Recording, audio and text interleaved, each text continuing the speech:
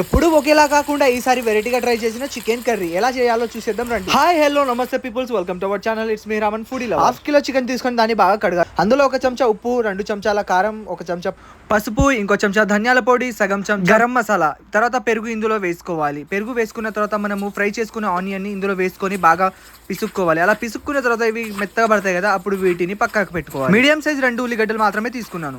ఇప్పుడు పొయ్యి మీద ప్యాన్ పెట్టి అందులో లైట్ గా ఆయిల్ వేసుకొని హీట్ ఎక్కిన తర్వాత 2 యాలకులు, 2 లవంగాలు, దాల్చిన చెక్క, తర్వాత బిర్యానీ ఆకు, 2 నిలువుగా కోసుకున్న మిరపకాయలు, వీటిని 1 నిమిషం పాటు ఫ్రై చేసుకోవాలి. ఆ తర్వాత మనం కలిపేసి పెట్టుకున్న ఈ చికెన్ ముద్దను ఇందులో వేసుకోవాలి. ఇంతకు ముందు అయితే మనము ఆనియన్స్ ఫస్ట్ ఆయిల్ లో ఫ్రై చేస్తుండే, కానీ ఈసారి వెరైటీగా ట్రై చేద్దామని మొత్తం ఇందులోనే కలిపి టేస్ట్ ఎలా వస్తుందో చూద్దాం. చూసైతే మీకు ఖచ్చితంగా చెప్తాను. మరి ఈ రోజు సండే కదా, సండే అయితే మీ ఇంట్లో ఏం వండారో ఒకసారి కింద కామెంట్ చేయండి. ఇప్పుడు ఇందులో మనము కచ్చపక్కగా దంచుకున్న అల్లం వెల్లుల్లి వేసుకుంటున్నాము. ఇలా అల్లం వెల్లుల్లి పేస్ట్ వేసుకున్న తర్వాత దీన్ని 5 నిమిషాల పాటు బాగా ఉడకనించాలి. ఆ తర్వాత 10 కాజు 10 బాదం వీటిని నానబెట్టుకొని ఈ విధంగా మిక్సీ పట్టుకోవాలి. వీటిని ఇలా మిక్సీ పట్టాక చూస్తుంటే మొత్తం అయితే పాల లెక్కనే కొడుతుంది. ఇప్పుడు వీటిని బాగా కలుపుదాం. ఎంత కలిపితే అంత బాగా ముక్కకు మసాలా అనేది పడుతుంది. ఇలా ఉడికిన తర్వాత 5 నిమిషాల తర్వాత ఇందులో పై నుంచి కొత్తిమీర పుదీనా వేసుకోవాలి. ఇంకేముంది, టేస్ట్ అయిన చికెన్ కర్రీ రెడీ. మీరు కూడా ఒకసారి ఇలా ట్రై చేయండి. వీడియో నచ్చితే లైక్ చేయండి, షేర్ చేయండి, సబ్స్క్రైబ్ చేసుకోండి. టేస్ట్ మాత్రం అద్దరిపోయింది గాయ్స్, నిజంగా.